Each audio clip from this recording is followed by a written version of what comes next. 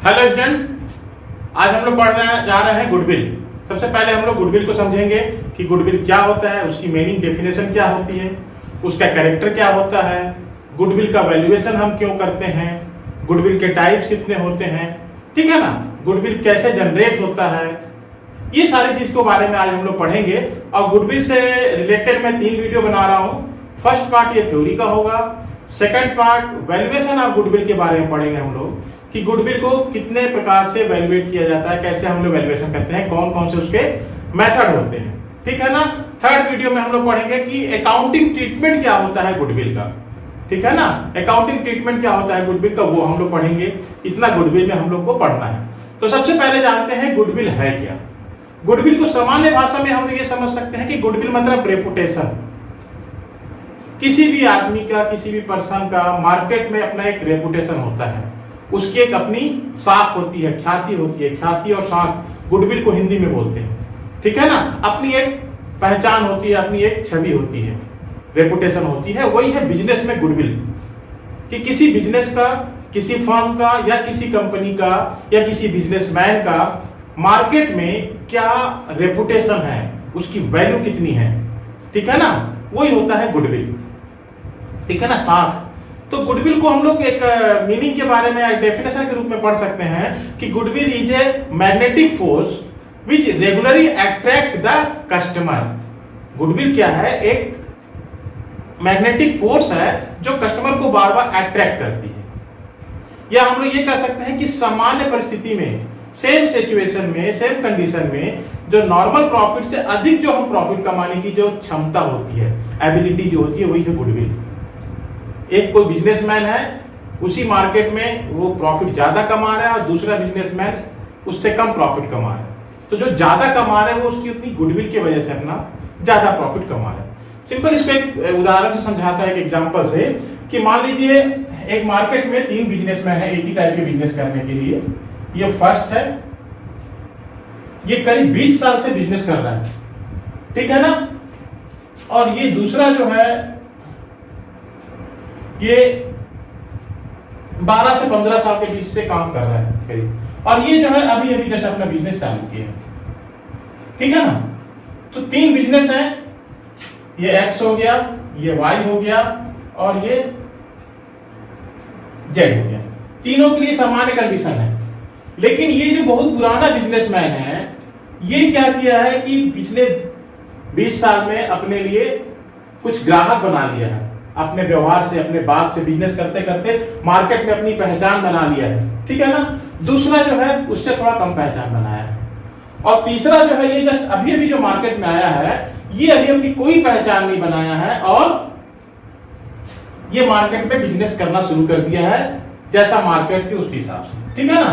तो अब मान लीजिए ये 3 लाख प्रॉफिट कमाता है, ठीक है ना, ये 2.5 लाख कमाता है प्रॉफिट, और ये जो है केवल 2 लाख ही प्रॉफिट कमा रहा है, ठीक है ना।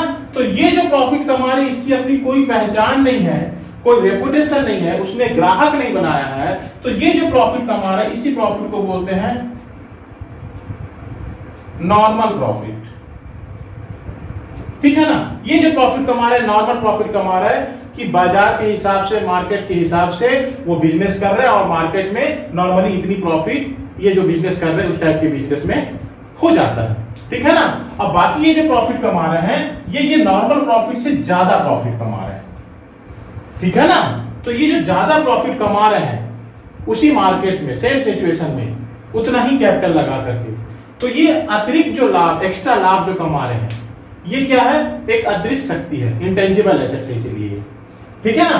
दिख नहीं रही क्यों कमा रहे हैं, लेकिन ये अपना बिजनेस में अपना बिहेव से, अच्छे गुडविल, अच्छे क्वालिटी से, क्वांटिटी से, या जैसे भी करके लोगों के बीच में अपनी पहचान बना ली है। और ये जो एक्स्ट्रा प्रॉफिट कमा रहा है ये, ठीक है ना, और ये जो कमा रहे हैं, यही है एक्स्ट्रा प्रॉफिट, यही है सुपर प्रॉफिट, ठीक है ना। तो ये जो यहाँ 2 लाख कमा रहा है, ये 3 लाख कमा रहा है, तो इसका 1 लाख जो है, यही है इसकी गुडविल की वैल्यू।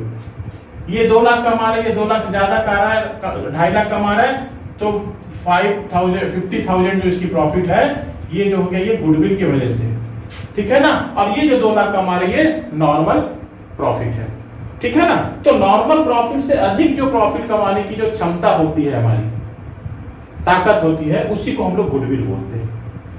ठीक है ना। गुडविल क्या है कि नॉर्मल प्रॉफिट से जो अधिक प्रॉफिट हम कमा रहे हैं सेम सिचुएशन में, उसको हम लोग गुडविल बोलेंगे। तो गुडविल तो ये समझ में आ गए। अब ये जानते हैं कि गुडविल को हम लोग एसेट्स बोलते हैं। क्यों एसेट्स बोलेंगे? गुडविल एसेट्स कैसे हैं ये हम समझते हैं। ठीक है ना।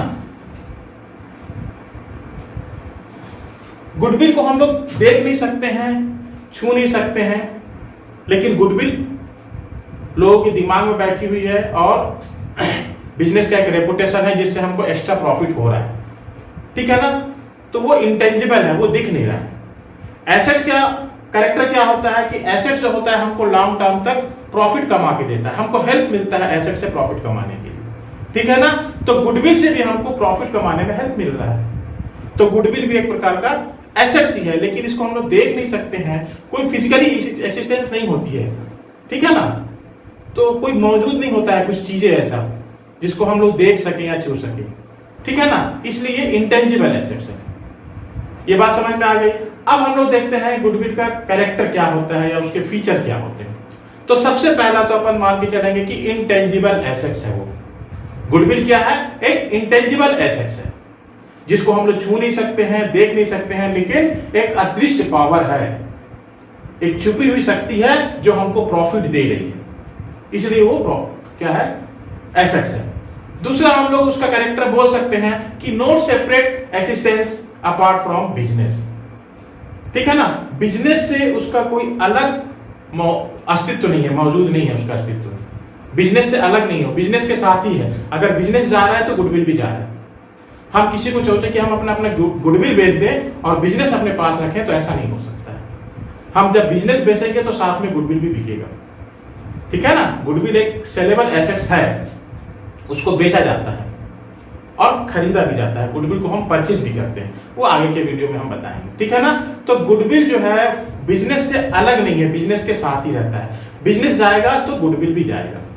ठीक है ना। अच्छा, अब उसकी वैल्यू, थर्ड नंबर आ जाता है value. Value depend on subjective judgement of valuer. उसकी वैल्यू जो है, जो वैल्यूअर है उसके ऊपर डिपेंड करता है कि वो कितना उसकी वैल्यू लगाता है।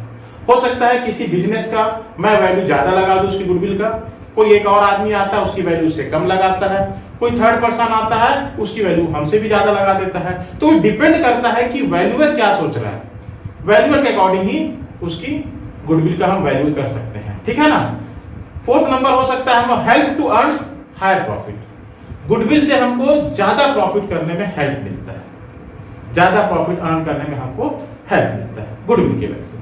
इसके बाद हम लोग देख सकते हैं attractive force which attract the retain customer.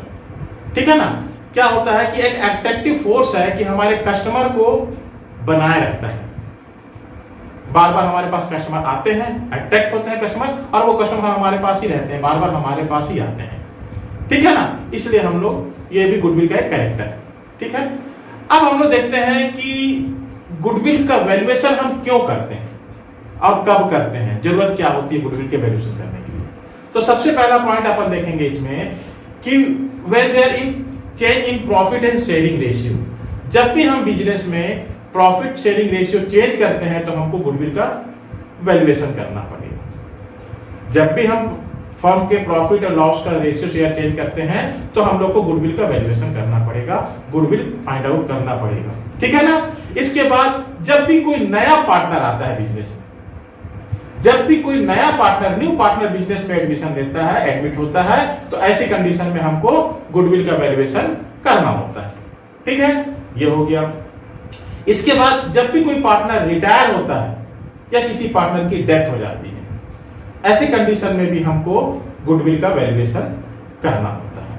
ठीक।